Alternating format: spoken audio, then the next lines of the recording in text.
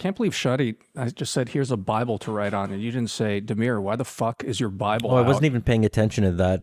I think no, but you can't write on the Bible, obviously. Why not? No, I didn't say write in the Bible. On it. You can't put, I don't know if it's the same in Christianity, but at least in Islam. Well, I'm a Jew, so. As a Jew, can you write in the Bible? That's part of your text over there. No, but I think you guys are misunderstanding. It doesn't matter what religion you are. In front of Shadi, you can't write on a Bible? Is that what you're saying? In front of a Muslim, you can't write on a Bible? I'll get you another book. It's when I can write on the table also. I mean, that's... Wait, is that a real thing, Shani? Oh, certainly for the Quran. I mean, you're not supposed to put anything on top of the Quran. Oh, what if it's sitting sideways? Yeah, sideways is fine because then it's not on top of it. But what if there's books on top of it? Or I'm not even saying on a shelf on top of it. Sometimes I have so many books and I'm so sloppy, I slot books on the top of the side of the book. Well, I don't think you'll go to hell for it, in part because you don't believe in hell. That's part of it. Okay. Well, Jews don't go to hell either, so I think I'm safe. Yeah. It's interesting you mentioned that. I've always found that confusing, and I've talked to Jewish colleagues about it, including including theologians. Yeah. And it's something that I can't quite grasp because even among Jews themselves, they don't necessarily agree on how to perceive hell and heaven. Maybe we should talk about that some other time, though, and save that for an entire episode. I mean, we can at least start talking about hell and heaven. Anyway, Elizabeth, why don't you just, do you need a book? I'll get you another book. I guess I do need another book. I mean, I've been informed that I need a different book. So. Well, here's a different book. Svetlana Alexievich's Secondhand Time.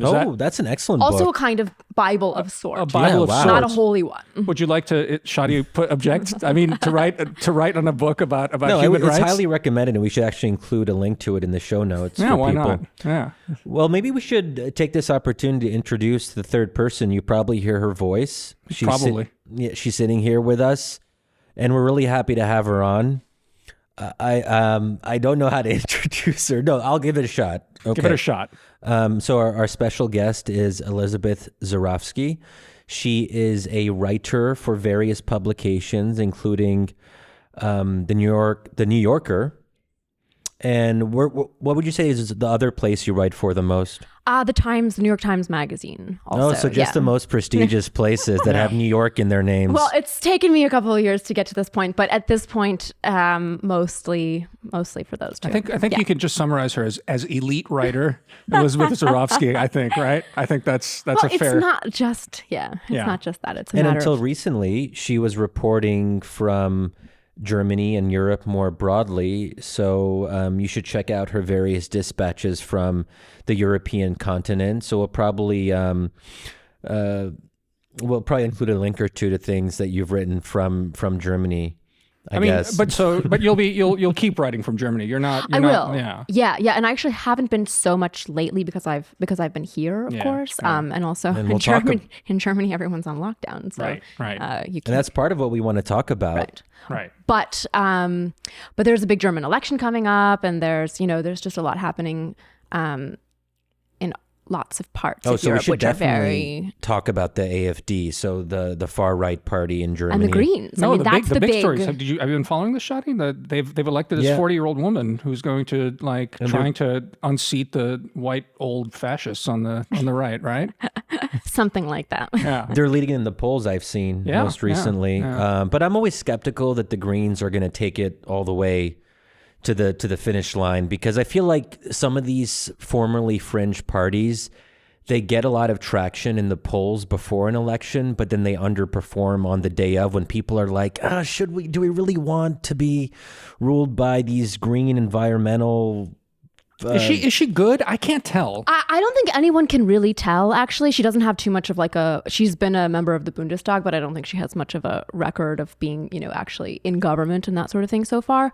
But I would think, Shadi, I would say that normally that's true, right? You have this sort of flirting with these new people, new parties, and that sort of thing. But at this point, I really wonder because first of all, climate change has become like the number one issue in Germany. Like it's, Okay, that's really weird to me. So Elizabeth, we'll not to cut that off because I do want to talk about it, but I was going to say, if we were to do a cold open, we already did our cold open now, but usually we just cut in on a cold open. My cold open question would have been, what's a bigger hoax, climate change or COVID? Yes. Yes. No, but anyway, continue. So like given the fact that like climate change is now, pan-European and pan-Western, like and super also, big deal. if you'd said that like last summer, for example, when people were really happy with Angela Merkel and that sort of thing, I would have said, okay, fine. But now, I just don't know. And the guy that they picked is terrible, right? Like, I mean, he's not beloved.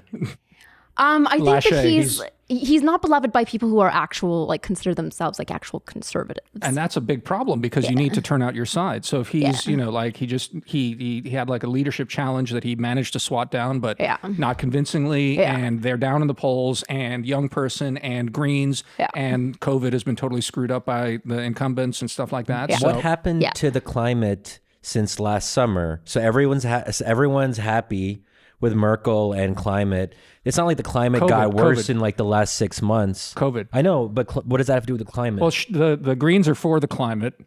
And they're also not the CDU. Right. Yeah. Who screwed up the COVID.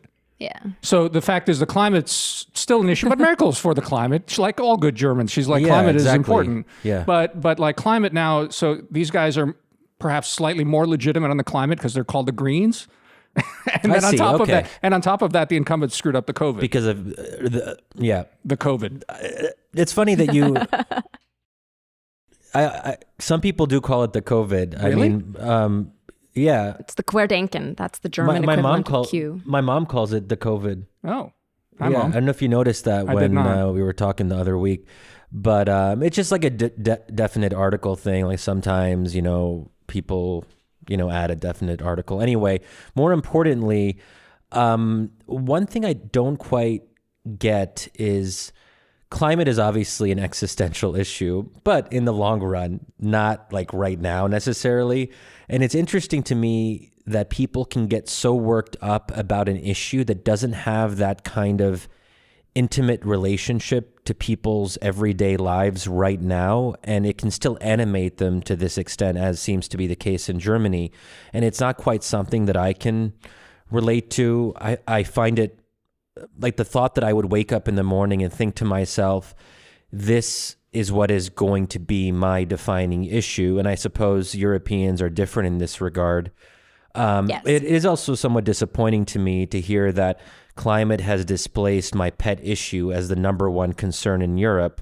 I would have preferred, and I'm partly joking here, of course, I would have preferred that Muslims and Islam remain the number one divisive issue in European countries, but we're being taken over by the climate, apparently. Well, climate's not a divisive issue. It's a consensus issue. Yeah. Which also makes it odd because parties have less of an incentive to emphasize issues that are basically consensual. You want to be able to demonstrate that you're different than the other parties. Well, I think, Greta Thunberg, I can't say her name correctly. She has become like really, really, really big in Germany.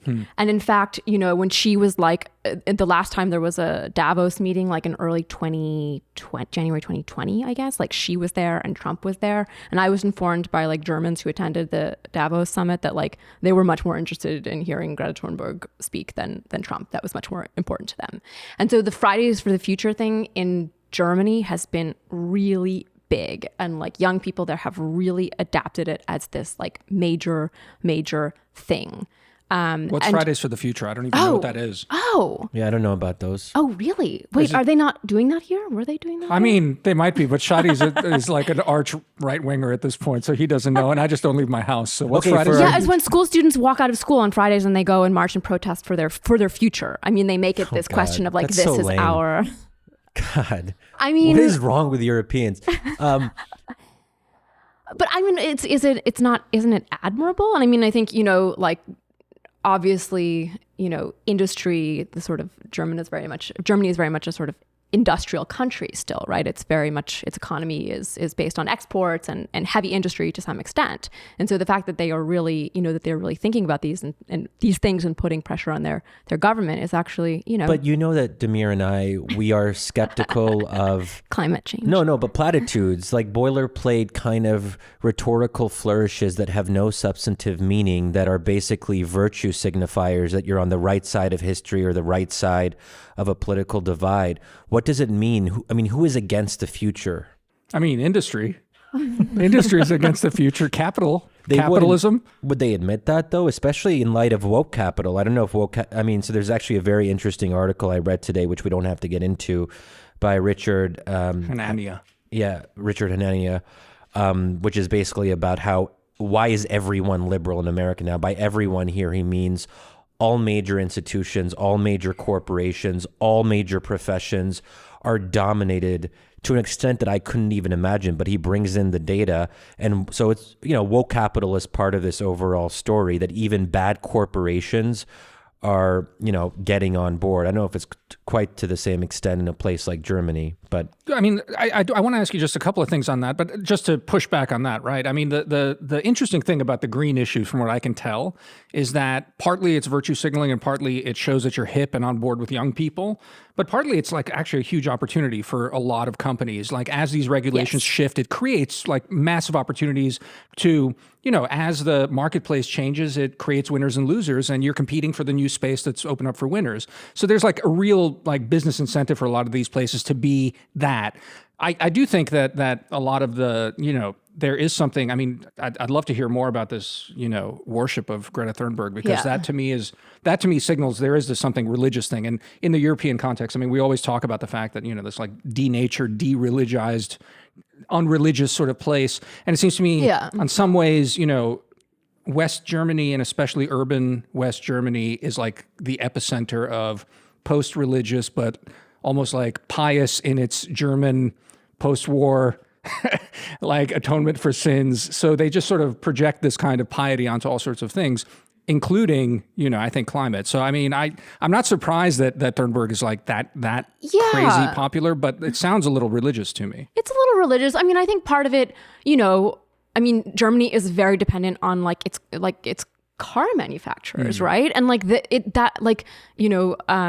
fuel engines, like that's just a dying industry. Like you just look at the numbers, and if they don't adapt to that, like they're going to be screwed economically. Aren't they adapting though? Like, I mean, they are, but I mean, it's not just happening in vacuum, right? It's like because the pressure is being put, there's pressure. I mean, I don't want to draw a direct line, but also, so there's pressure being put on them both by the marketplace and politically. The youth, yeah.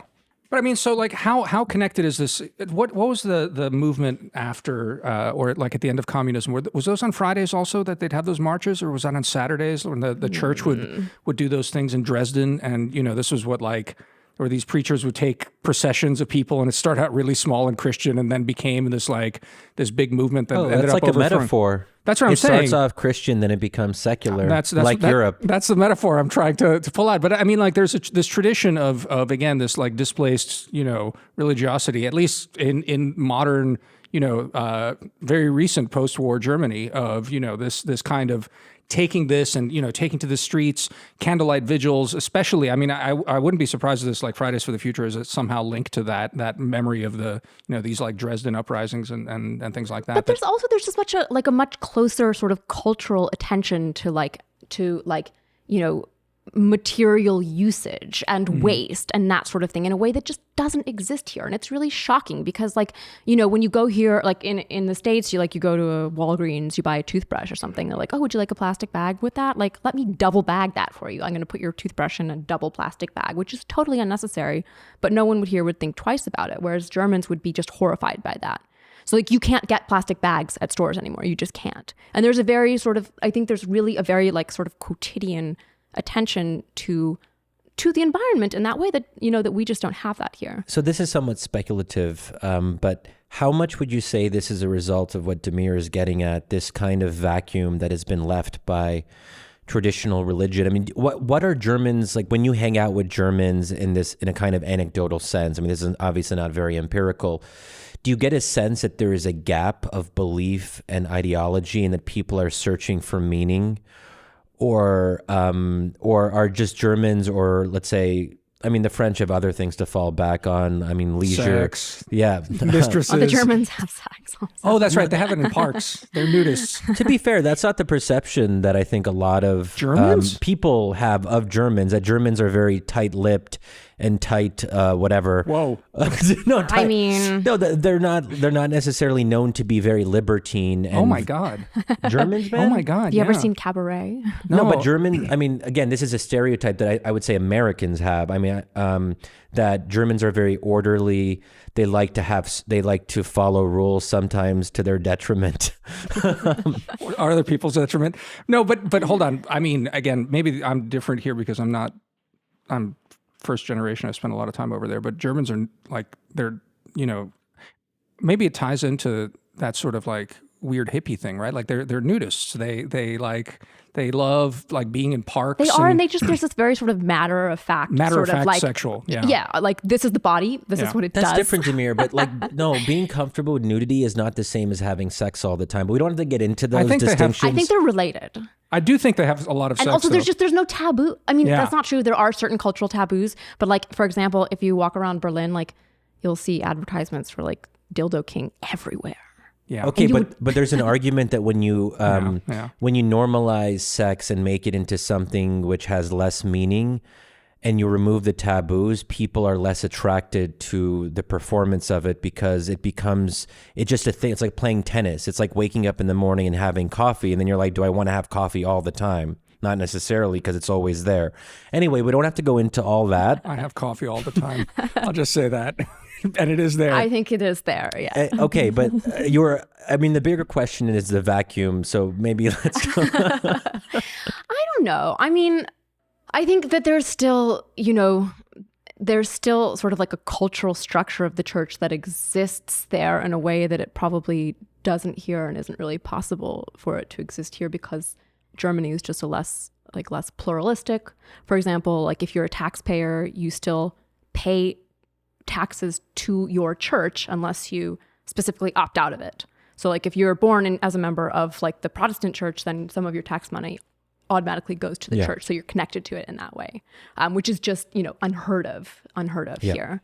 And there's still, there's certain things about the way, for example, this is my experience. Of course, it's somewhat anecdotal, but I think it's probably fairly widespread that there's a certain tradition there, like Christmas is celebrated in a certain way and you do certain things on certain days and you eat certain things on those certain days in a way that I just feel like is more, I don't know, it's more unified, more sort of here, everyone does whatever they want. They go shopping, they go to the mall, they buy a lot of stuff. It feels still more, there's like more of a cultural structure, and especially in the South, which was very Catholic. And I think that there is still, if you look at the way the sort of relationship, and I'm getting into interesting territory here, but like the sort of relationship to authority and that's, some of that is really a kind of Catholic heritage that I think it's still part of the culture. So you would say that to be German it is about a shared language, culture, a philosophical heritage, absolutely, that German too. philosophers, so on and so forth.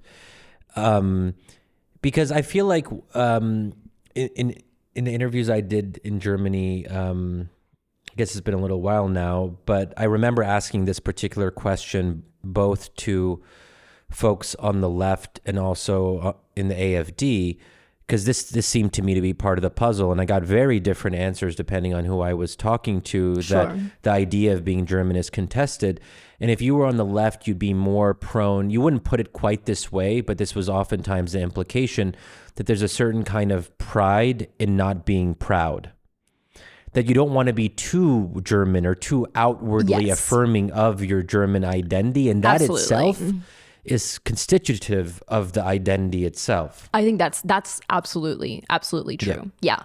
And I mean, you see that in everything. I mean, you're seeing that in the vaccine, debacle right now as well. Tell us more about that.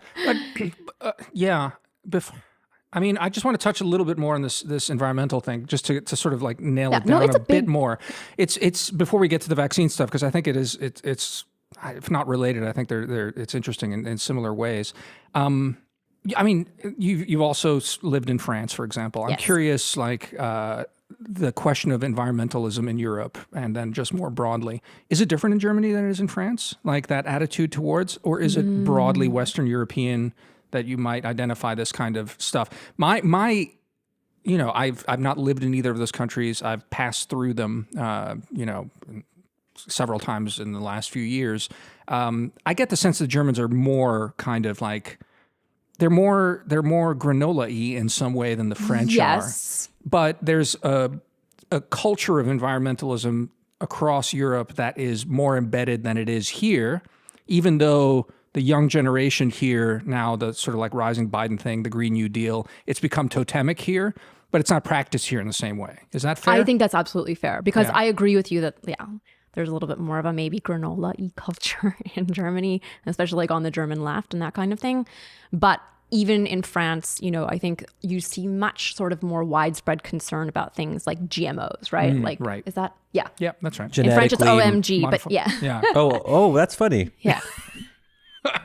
Genetically modified organisms? Yeah. So like people, in France, there's a lot of concern about, okay, we want all of our food to be marked GMO if it has GMOs in it. That's why they're all anti-vaxxers, though. That's why Europe has like a massive anti-vax population. Yeah. Maybe that's what you were getting at, because they're like afraid of like, I don't even know what, like facts and science, like in this weird counterintuitive way, even though there is a sort of technocratic premise in a lot of these countries. People pay attention to these things also. Like the EU regulates pesticides much more closely, right? And that's because they're responding, one of the few instances in which they're responding to public pressure. I think people are really concerned about what, it's slipping my mind right now, the name of the pesticide that's used very widely. And there's a lot of pressure for the EU to phase that out.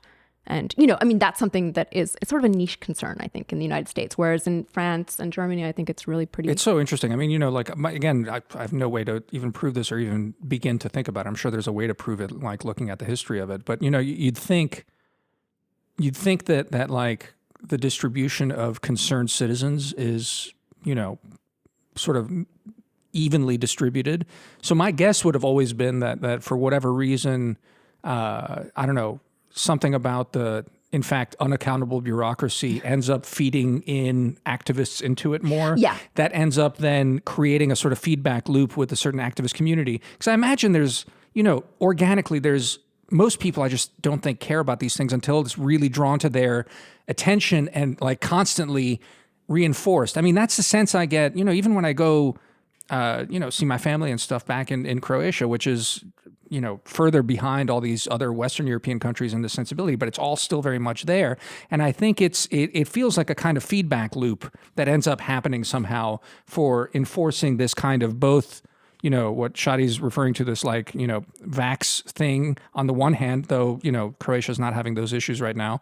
And in general, this kind of environmentalism as well. Yeah, I don't know. I think that's absolutely true. And I think, I actually think some of it comes from a sort of place of anti-Americanism, like on the French and German left, because they see these things, these pesticides are coming from American companies, GMOs, something that like they see like running rampant in the United States. And that's something that's been imported, into the sort of more tightly controlled European food market. So I think it's definitely tied into this kind of sort of skepticism or suspicion of like, American superpower trying to impose its like market ways on France. You know what's interesting? Whenever people go into detail about how the left actually is, you're repulsed and you run into the arms of your Christian colleagues. It's funny. The way that I've been able to like maintain this this premise that I'm on the left is by like not talking to people on the left. Yeah.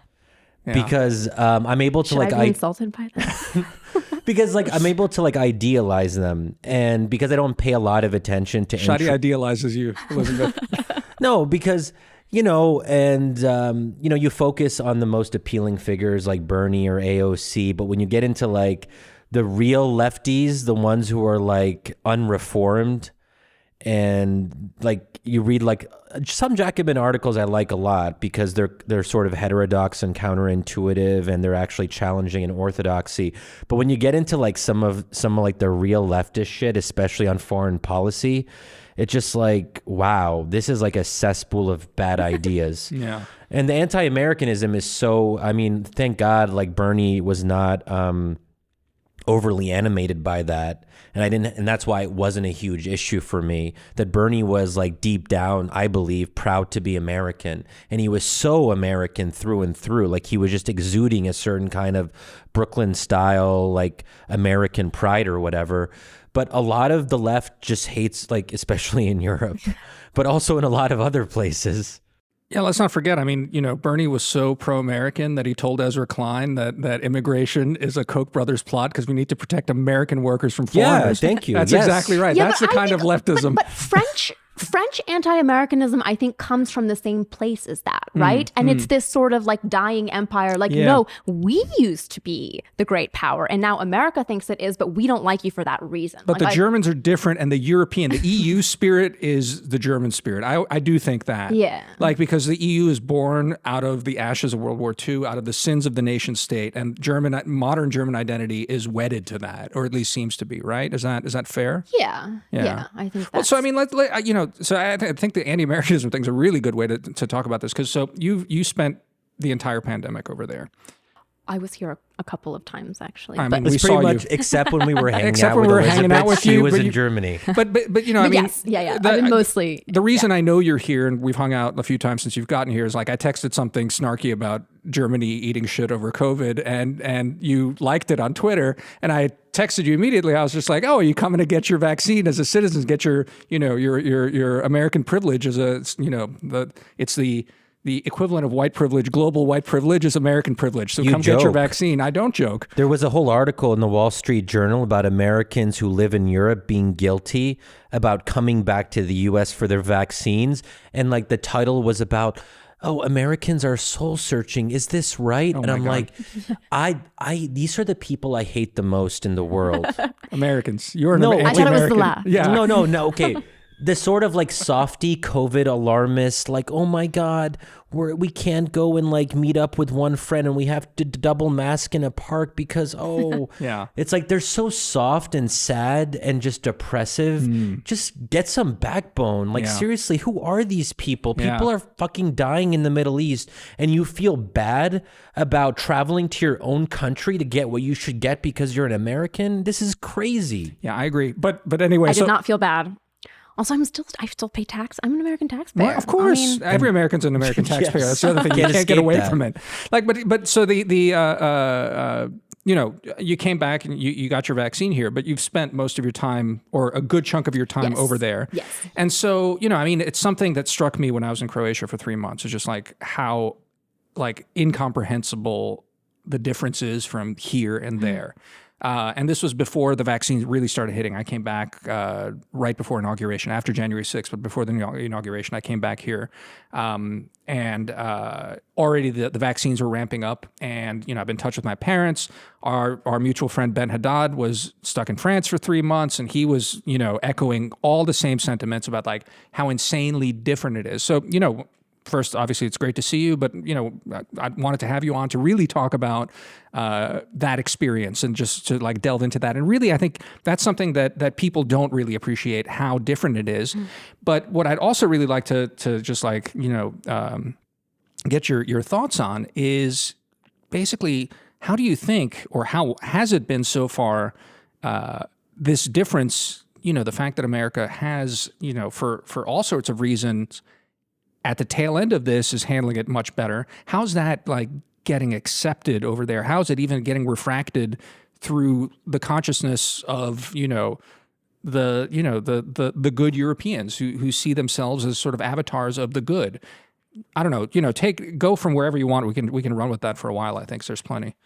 So Germany never had like quite the level of lockdown that I think they had in France, Italy, Spain, that sort of thing. There was never like any sort of, you must stay inside your apartment and you have to fill out like a permission slip in order to go out. And I think for probably obvious political reasons, like they could never do something like that in Germany. Because of like Nazis? And communists also. Yeah, I would say it's a double whammy. Yeah. So describe the lockdown to us. So when we talk about Germany's quote unquote lockdown, what was it like living under that? So I mean, and it's still ongoing, of course, and it has been. They're like going into like month 5 or 6 now. Okay. So I mean, you can go out whenever you want. You can be outside, but there's just nowhere to go because all the shops are closed and have been for like 5 or 6 months.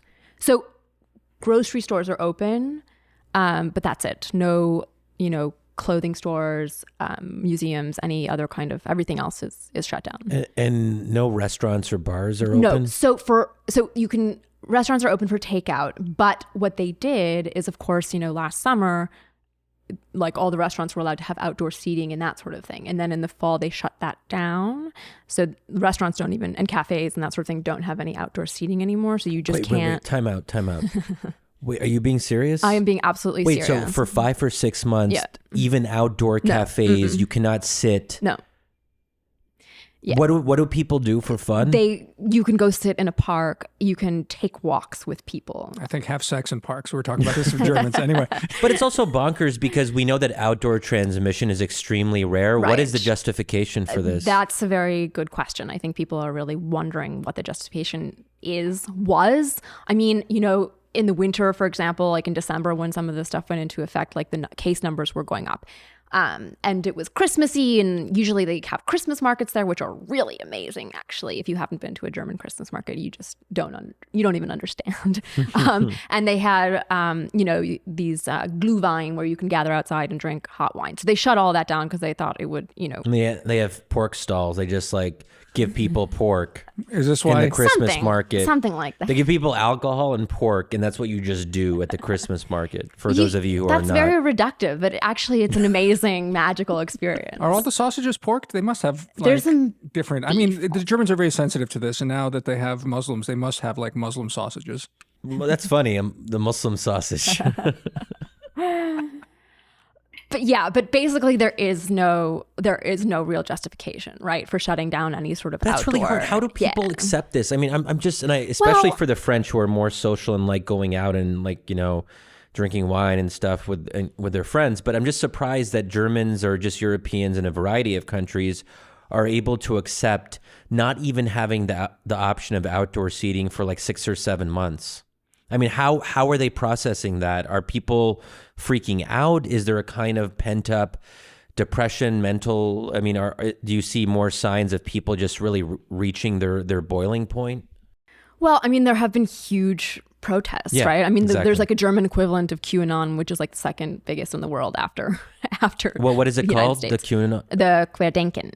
Was that the one there was a big article in the New York Times about this a little while ago? Probably. They think that some neoliberal Jewish conspiracy with Putin has created the It's anti-Semitic Fourth Reich. explicitly? It's tied to it. It's got all sorts of conspiracies. Yeah. Yeah, there's some anti-Semitism thrown in there, which is always sort of latently. But that there's a conspiracy of Illuminati that have created the new German Reich or something, right? And it's being governed, and Merkel's in on it, if I'm not mistaken. Yeah, absolutely. And actually, there was an attempt to storm the Reichstag, what happened in December, which was kind of precursor to the events here in Germany. How much is that tied to folks in the AfD on the far right in Pegida? That's the interesting thing, because some of those marches were just this really bizarre mix of, it is tied somewhat to the AfD and to Pegida, but also to Greens and also to the horseshoe theory. Yeah, but also there were some weird, reality TV stars. I guess it's not so weird, is it? Who became also big, followers of this.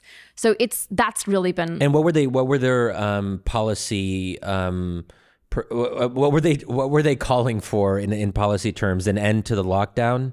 Yes, they were calling for an end to the lockdown, which at that point, of course, there actually wasn't too much of a lockdown. But so they were calling for an end to the idea of prospective lockdowns in the future. Yes. And also that, of course, right, that it's this big sort conspiracy of that the state is being lizard people are controlling it or something. And also, controlling people's freedom has a very different history in Germany than it does here. So the idea of the government saying, no, we're going to control, we're going to take away your liberties and that sort of thing. On the other hand, there is also a tradition of listening to what the government tells you and following orders. I wonder if There's that's lots of traditions. I do wonder, we have all these stereotypes about these things. I mean, I think Germans are orderly, but they have, not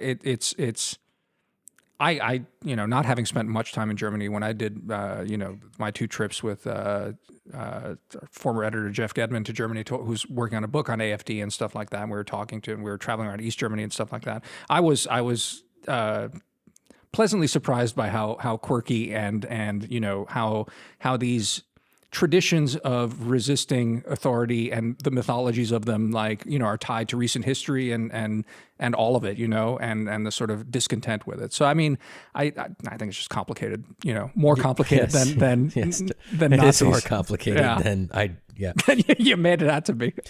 Well, how about tell us a little bit about just, let's say, more like middle of the road Germans who are friends of yours or colleagues that are less on the extremes. Right. How are they processing it? Are they comfortable, or how do they view the lockdowns that have been going on for many months now? I mean, I think everyone's very, I think people are tired of it. I think there was this article in the Times that everyone read about this idea of languishing, right? I think people are really, I think it's really Damir made like a snark comment on Twitter about mental health. Yeah. But I think it's just so people are aware, I think Damir said on Twitter, the biggest mental health issue in America is the fact that people are so obsessed with their mental health issues, which seems tautological, but also perhaps true. All tautologies are by definition true, I think. But, for example, so, part of this, right, is that my understanding is that the British variant has become the most dominant one now in Germany, right? So that means that even in spite of increased measures, that the case numbers are still going up, and they went down for a while, but now they're going up again. The hospitals are full. Really, it's reached. Yeah. And this is really, was a point of pride, of course, for Germans last summer, that they were doing so well, and that they were doing, I think numbers wise, I think they still are doing relatively better than France and Belgium and but that ICU capacity is a major red flag. Okay. Yeah. So they've reached that point. So I think everyone was really concerned about that. And then over Easter weekend, Merkel was going to impose this extra 5-day lockdown, and there was huge, people just said how extra, else? But how could it be extra if they're already not allowed to go anywhere besides a park? That was exactly the question. It's we've already been doing this for 4 or 5 months at this point. What else do you expect us to do? And I guess the idea was we're gonna shut down the supermarkets also, which just didn't make any sense. That's also not where people are getting sick, or they were gonna impose a curfew, But it's people aren't going out and partying at night. That's not how it's Where spreading. are people getting sick? What's even theory of that? This has been a puzzle to me that I can't. So countries that do really strict lockdowns, they still have pretty high case counts. And I'm just wondering, do we have a better understanding of how people are actually transmitting COVID? Because the idea is that if you're not seeing your friends and you're not going to indoor places and you're just hanging out in parks, this has been honestly one of the most vexing aspects of the pandemic, and I haven't seen an article that really addresses this in a straightforward way. How are the case counts so high if people aren't really doing much? In Croatia, there was a strong correlation when I was there. The numbers were going up. They locked down, and they made intercity travel impossible and all the rest of this. And by the time I was leaving, numbers were down and collapsed. Yeah. But the weird thing is, and I couldn't shake the same feeling that you had, Shadi, is that basically there were some exposed populations through which it burned through, and then it hit a wall, and then it just collapsed on its own. There's no way to prove it because, you're not running an experiment on this. There was some correlation between lockdown and shutdown, and now it's going back up in Croatia as well. And it's largely because of the new British variant that's more transmissible. Yeah. But how does it burn through a particular community if the community isn't seeing each other that much? And that's what I just... I don't know. I think I also find that vexing, and I think, my impression is that it's partly household transmission, right? Or it's if somebody is still going to work in a supermarket or something and they get sick and they bring it home. Or, you know, I don't. But there's that question as well, right? And this is the thing that like struck me from talking to Ben in France is that everyone's going to work. That's the other big difference between the United States. Whereas like, you know, there are people that have to go to work that work in either service industries or, you know, frontline workers as we define them here. But still, you know, most office workers are still telecommuting. Yeah. And that's not the case in France, as I understand it. I don't know to what extent that is the case in Germany, that telework is becoming a real norm there. I think it is becoming. It is? Yeah. I think in Croatia, people are still going to work a lot. So that's another really bizarre thing, right? Is that like people are going to their office, but are stuck and can't do anything else. I mean, that's another just sort of absurdity of the lockdown, you know? So, I mean, the sort of distinguishing factor then in Germany, right, is like because they, you know, I think in the UK, like the case count went way up also. And that's what's happening in Germany also. But in in the UK, they started vaccinating people really quickly. Sure. And in Germany, they haven't been. So I think that, and of course, there's this whole thing about like the fact that they like invented the first vaccine. Right. And, like, arguably the most.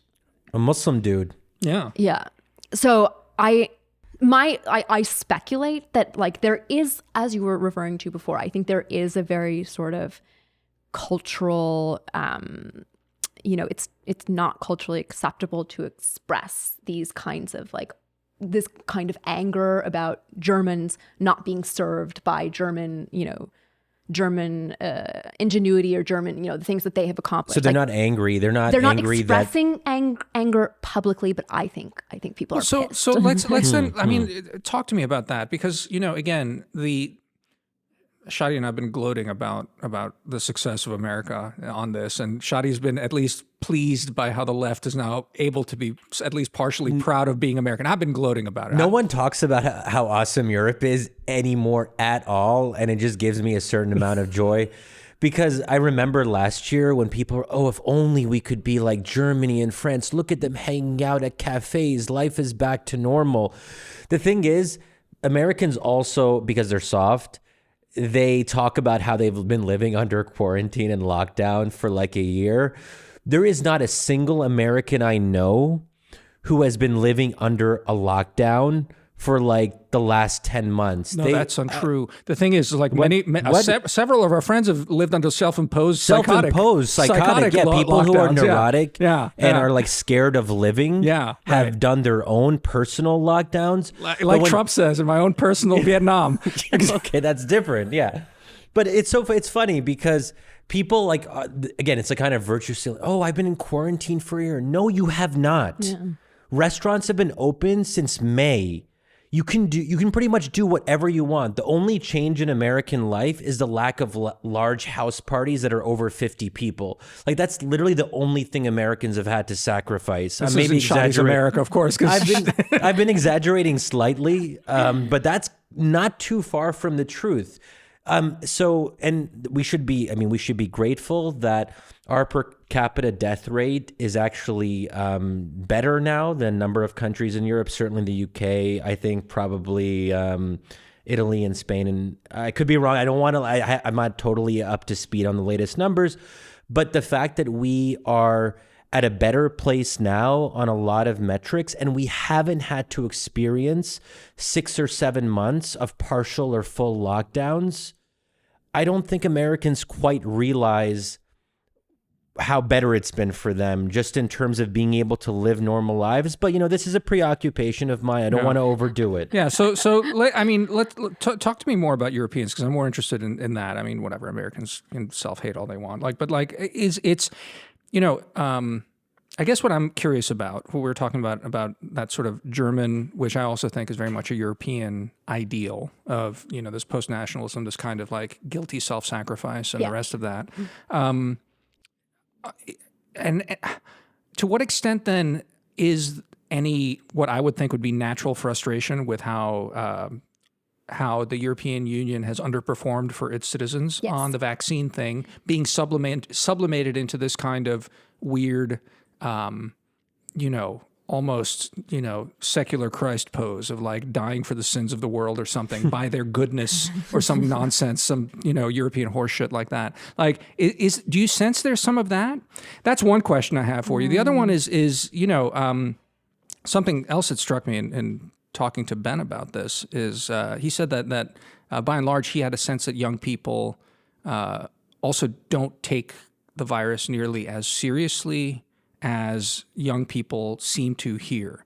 Like they're like, well, this is a big inconvenience. They're living and dealing with it somehow more. Whereas here we have fewer restrictions, but we seem to be culturally much more dramatic about it. So I don't know. Can you react to either or both of those? At least in my circle of like professionals or whatever in their 30s in Germany, I think people are taking it pretty seriously still. I mean, there have been stories, of course, about like parties being thrown at Soho House and that sort of thing. But Soho House, yes, that's where it would happen. I think exactly. But that's not necessarily your crew.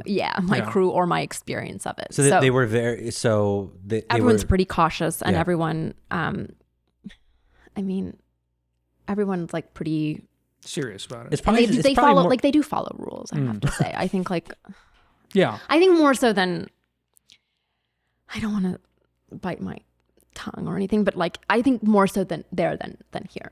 Like there's a sort of more rule following. They're more pious. Okay, fair enough. They're more pious, but I feel like you've seen how liberals are here in major cities. They are like obsessive about like but it's all sort of it's as you said, it's self-imposed. It's internal. Yeah, it's not about following rules. It's not like a fear of like authority or not of authority, but it's like a real. I mean, there have been several articles now in the New York Times about people who have been vaccinated and they're having like a psychological barrier to actually go in and meet fellow vaccinated people. They're like, oh, is this okay? Do you know what I mean? Like that's like internal drama, and that's what I'm sort of trying to plumb. It's like, well, Europe we don't know yet because there aren't enough people who are vaccinated to be able to meet to even tell that. So and I just I've been like texting. I have to say like I've been texting my friends in Berlin. I'm like, oh, I'm getting back next week and I'll be fully vaccinated, and I actually feel terrible because it's literally the vaccine that their tax money paid to develop. Crazy. And I drove to rural Maryland where there is a glut of this vaccine and you can go and get it. And they not only,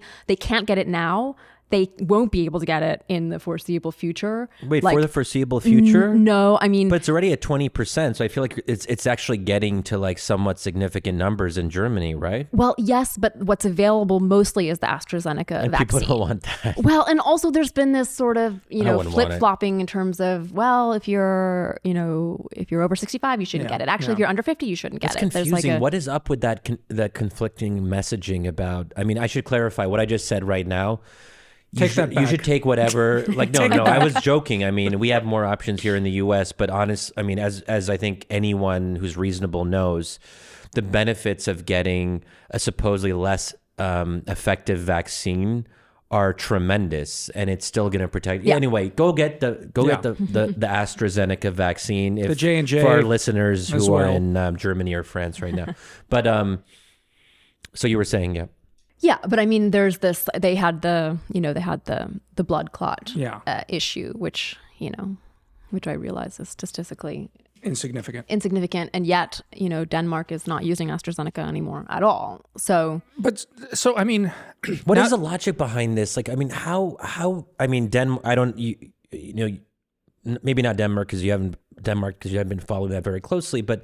When it comes to this over-regulation, which is going to cost lives, I mean, that's really what this comes down to. If you tell people not to take a vaccine or you block them from getting access to the AstraZeneca vaccine, it means more people will die than because less people are getting vaccinated and the case counts are still relatively high. To be fair, though, Shadi, we're doing the same nonsense with J&J Yeah, that's why now. I was very critical of that. It's absurd. But to be fair, now in the U.S., anyone who wants to get a vaccine, we're entering a phase where we may have too much of the vaccine and not enough people to take it. And that's why appointments are opening up. And they're now trying to persuade people who are hesitant because that's where we're at now in the U.S., which is a great thing. But also it raises a new set of problems, which we're not really fully prepared for, is what do we do about this 40% of adults or 30% that are really not going to get it unless we find some way to persuade them.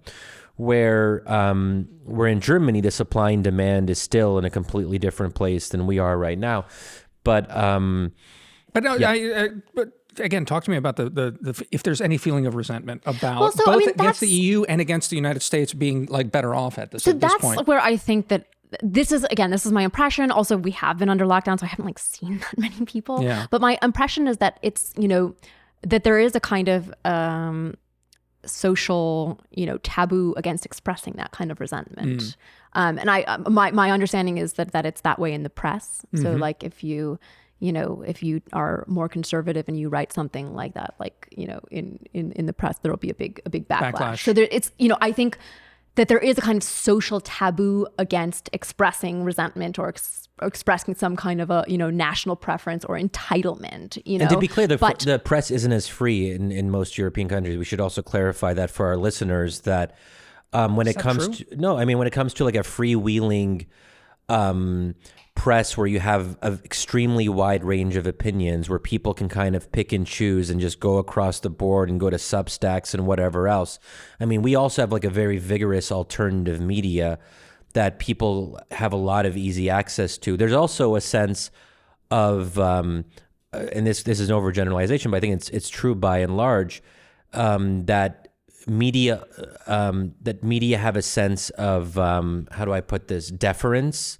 So there's the social taboo that you're talking about that exists on the individual level when people talk to each other socially also exists in terms of a national debate. And this is why America has always been seen as having a more vigorous and conflictual media, and right and left and partisan debates. I mean, the AfD, for example, doesn't have much access to media, where here in the US, I suppose the argument could be made that the Trumpist right doesn't have a lot of access to media, but they still do have access to Fox News, to OAN, other places like that. Facebook in the US is dominated by the Daily Wire, Ben Shapiro's website. So there are places you can go to if you are on the far right where the AfD doesn't really, so if you're an AfD official, you can't really write an op-ed in the major center-right or center-left newspapers. They just won't. No. There's a cordon sanitaire where they're not going to allow you to be part of that mainstream debate. Yeah, and again, this is very historical. A lot of this, I think it's interesting how much of this is, for historical reasons, that in Germany, they're just much more willing to, and they have the legal means to regulate speech in a way that just is unthinkable here. Got to protect democracy from the people. Yeah, I mean, that is that. Or, protect people from democracy. Either way, yeah. Well, no, exactly, both.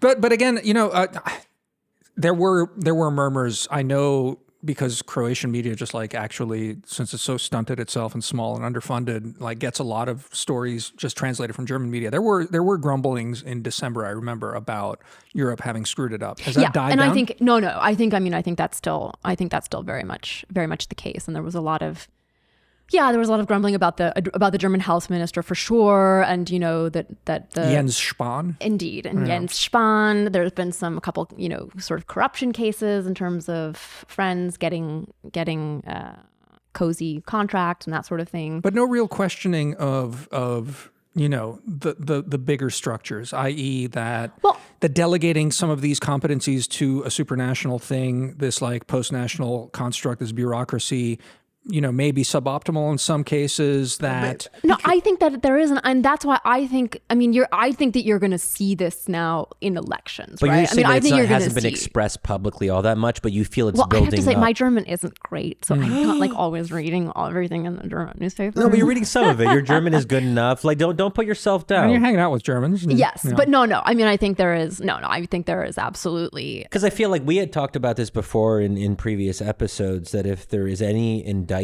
of the European project. Actually, I don't think maybe this wasn't actually in an episode. I think it was at a gathering that you might have been at where I think I said something like precisely that. If there's any indictment of the European project, it's pretty much this. I mean, if you cannot rise to a certain level of performance during a world historical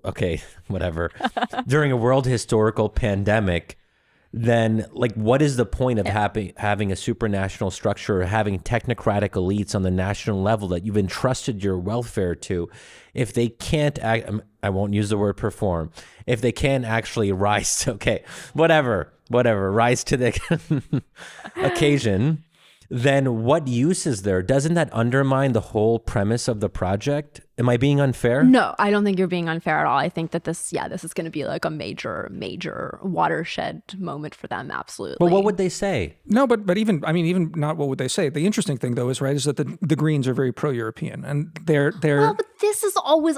this is the perpetual thing about the European Union, right? Yeah. Like every time there's an EU election or whatever, there's always people vote against it, or people vote for protest parties, they vote for the National Front or whatever AFD it may be. But in these surveys, there's always this kind of majority of Europeans across the continent who are like, no, we like the idea of the European Union. Yeah. We just don't like what it looks like right now. Yeah. We want it to function differently. And nobody has really managed to come up with an idea of what that would look like. Mm-hmm. But, like Ursula von der Leyen, this is not any sort of a democratic... Tell us for our listeners who that is. She is the president of the European Commission, who was essentially appointed to... If anyone can keep the different bodies of the European Union straight, but it's also telling that it's hard to explain what she does. And even Europeans can't explain it, right? Yeah. It's not just me. But that's like the executive body of the European Union governance structure. And how is she selected? Well, essentially, from what I understand, it was like a kind of a backroom deal between Merkel and Macron. That's what I'm getting at. As it always is, right? It's undemocratic and unaccountable. Which is, generally, I think how a lot of people feel about the EU government. But yes, they do feel that. That's been the criticism, right? But you mean they like that about the EU? No, they don't like about the EU. Okay. Yeah, and so this is especially undemocratic. Undemocratic. But the interesting thing is then it's like you're not sensing that the backlash for whatever reason has not materialized yet. Like maybe it's being murmured about, maybe there's criticisms in the press, but you're not yet seeing it. I guess, Well, how, I don't know how you would see it except, when there's an election or. Well, just, again, it's, I'll say again, anecdotally, talking to my parents who then, have their friends groups, like they're not focusing on, at least I don't hear it from them that they're focusing on, the abject failures of the EU. Yeah. And they're not even talking about, insofar as I'm in the US, they're like, oh, it's great. Things are going really well, et cetera, but they're not really focusing on it. And again, anecdotally, that's all I'm really asking about here is like, do you get a sense that there's, that something's happening? Because, I've just been thinking about it as I was non-preparing for this conversation, that I could very easily imagine that while on some level rationally I would think there would be a big reaction against this and like a whole thing to question a lot of this, I could very easily imagine the exact opposite happening, that people just shrug and have this like, well, we were virtuous through it.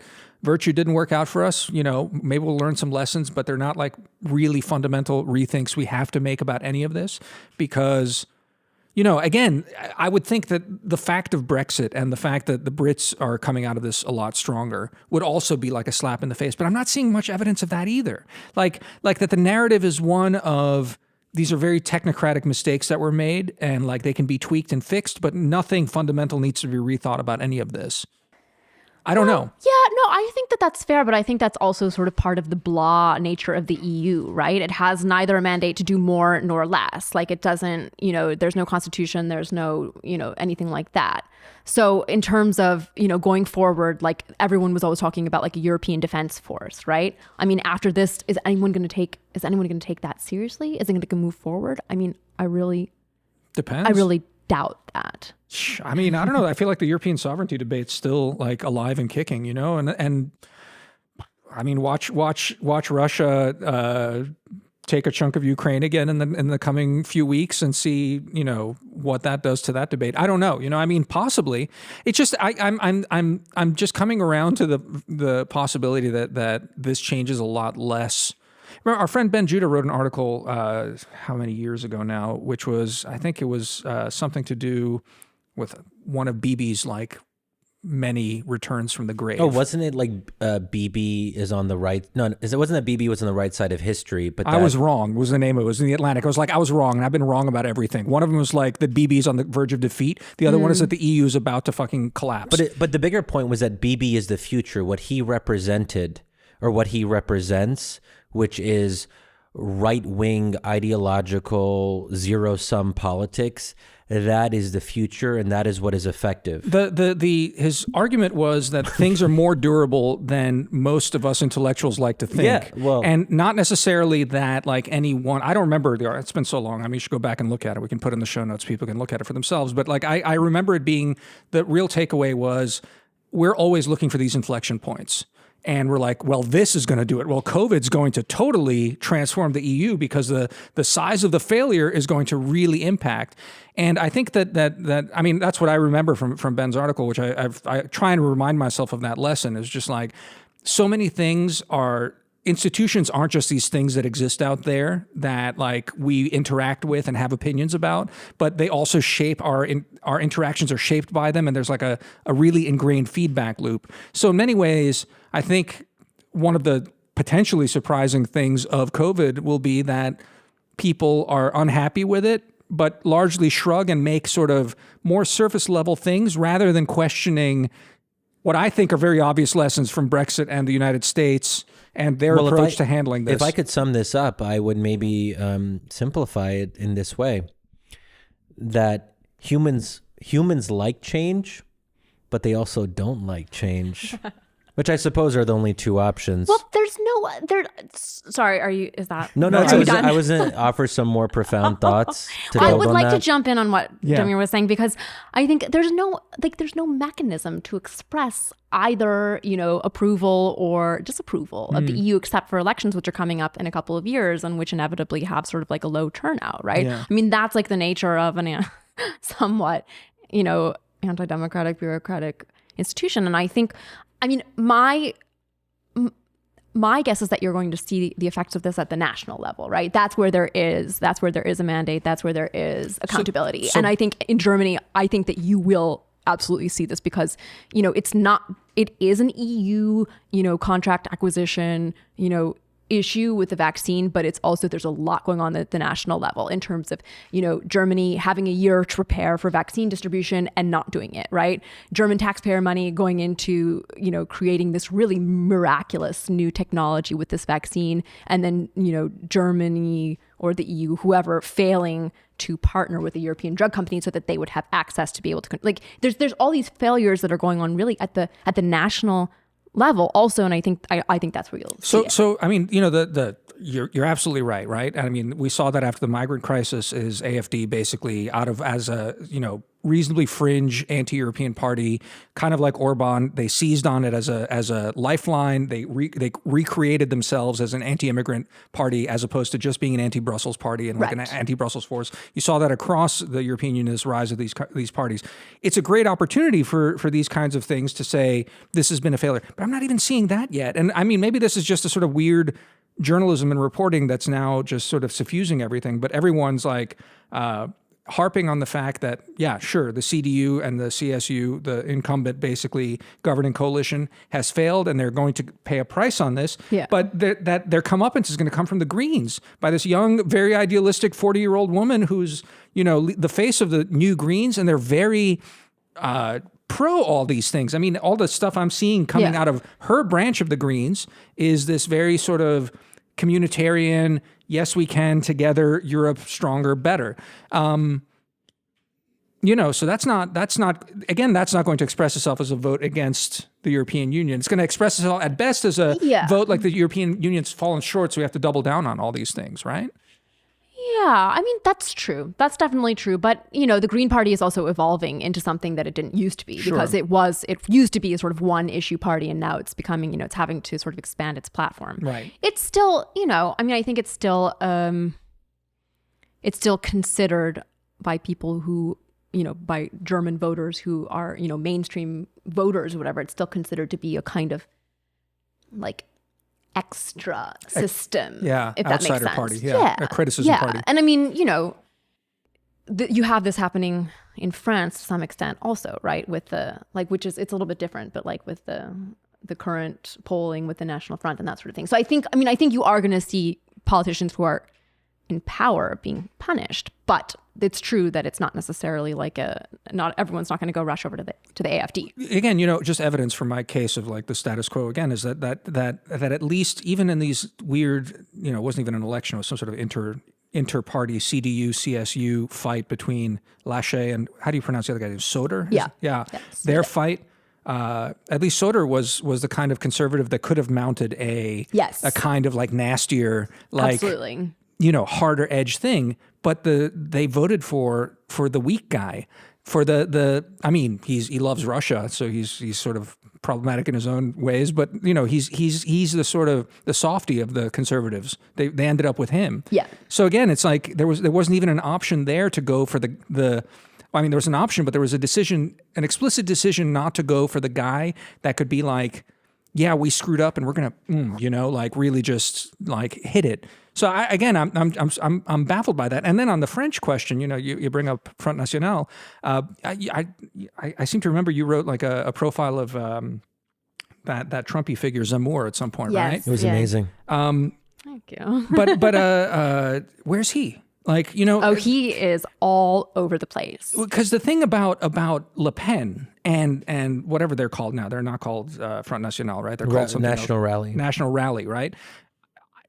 She's about like, she's as establishment a far right figure as you can imagine, whereas Zemmour represents the real Trumpy energy, right? Absolutely. So why is he not like basically barnstorming right now? He is. I mean, there's like I still get a Google alert for him, which I can't say that in polite company, but I do. And there's like he's into the Great Replacement and all that, he right? Is, yeah. And there is all this talk about him running. But I think he's polling pretty low at this point. But like, what's the point of voting for the National Front or Rally or Marine Le Pen now that Macron is basically as anti-Islam as you can possibly get without being like fucking crazy?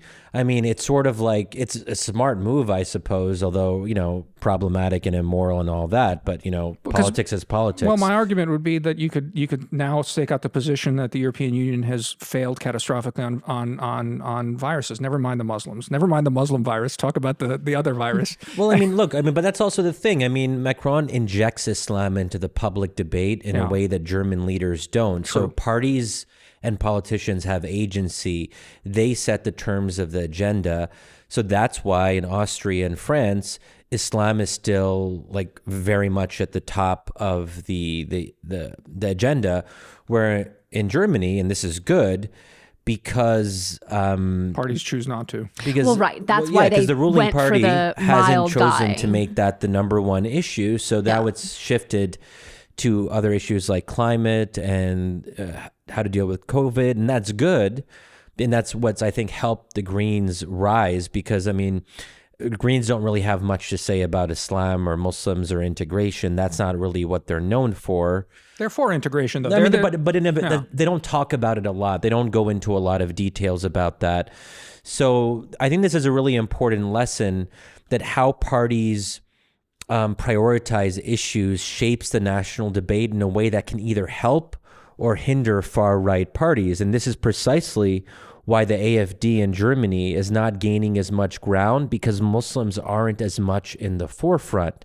And that's smart. So if you want to think about how to limit the traction of a party like the AfD, you just stop obsessing about Muslims and Islam and stop making Islam into a problem to be solved. That's interesting, but I don't understand. That's just a dovetail to your question, is why isn't AfD now not pivoting away from Islam and going on like a properly anti-European crusade about the virus? Just because that's not. Well, that's my question. Why is the virus not a thing? Because it should be. Because rationally, it's a failure. To me, I would be furious about this. And if I was a politician of any salt over there, maybe I don't understand politics. That's why I'm not a politician. But like if I would, because I love the idea of me being a demagogue. I love the idea. Like it's my fantasy to be like a demagogue. If I was trying to be a demagogue in Europe right now, and I would just be going after Brussels, I'd be going after von der Leyen for killing hundreds of thousands of citizens. And it would probably fail, Damir. Why? COVID is not an effective wedge issue. In no European country that I'm aware of has COVID been That's an my effective question. wedge issue. Why? that's ultimately the question I've had this whole conversation we've had. I don't know. I mean, that may yet. I mean, I think that's a really good point. And but up until now, I appear. think it's fair to say that it hasn't become but also that's because Brexit was viewed as a total disaster. I mean, that also may change, and maybe we will see that change. But once like the whole Brexit thing like just took over British politics, and it was such a disaster. It wasn't. I mean, the Brexiteers were the most prescient people. Like whoever got the future right, it was the pro-Brexit people. Okay, well that's still debatable, and also there hadn't been a pandemic. Like but there was a pandemic. No, but that's interesting. I mean, just to get to that point, because I think that for Europeans, that's exactly right, Shadi. Though, is that why it hasn't been? I think that's another tell why to a certain extent this moral faith in the EU as a force for good is trumping all of this stuff. Because again, rationally, I think a lot of this stuff should be impacting politics, and the fact that it's not, the fact that what Shadi's saying about Islam, as opposed to demagoguing the virus, why I'd be a failed demagogue in Europe right now, is because there's something else going on here, and I think it's tied to this idea of virtue in the EU that is still holding. I don't know if it snaps at some point. It may not. It just may not. Okay, guys, I hate to do this. I kind of have to run. You have to go break fast? Oh, yeah. You know about Ramadan, Damir? No. What is it? We should have a Ramadan episode at some point. You can explain it to me, but this will be a bonus. Just me and you, and you can talk to me about Ramadan. Me trying to convert Damir, basically. Yeah. I mean, that's the theme of this podcast. The ultimate goal, if you will. Elisabeth, thanks for joining us. This has been thanks so much for having me. Yeah, this is great. Really fun. We should have her on again. Yeah, so we're not going to tease the subject of your next article, but we had actually planned to have you on, but your article's not done yet. So we will have you on when the article is ready from Germany. No, having heard a little bit about it, I think it's going to be a really good article. So we definitely have to talk about that more. And it's like straight in our wheelhouse here. It's stuff we talk about all the time. So that's all the teasing you're going to get. And we forgot to do our marketing pitch. You should subscribe. I'll just do it right now. Yeah, okay, guys. Okay, you do probably want part 2 of our episode with Glenn Greenwald, and part 2 was fascinating. We got a little bit more personal. We talked about whether Glenn is a man of the left, whether he thinks America is exceptional. We had an interesting exchange precisely about that. We're doing the Friday essay. Every single Friday, you'll get a new essay from Damir or I, or an occasional special guest, and that's for subscribers only. We're very excited about the content that we're ramping up. Please do support us if you like what we're doing at wisdomofcrowds.live/subscribe. Thanks for being with us, and thanks for listening. Thanks for being you. And Elisabeth, thank you for joining us. This was thanks fun. so much for having me. Indeed. Yeah. All right. Bye. Bye.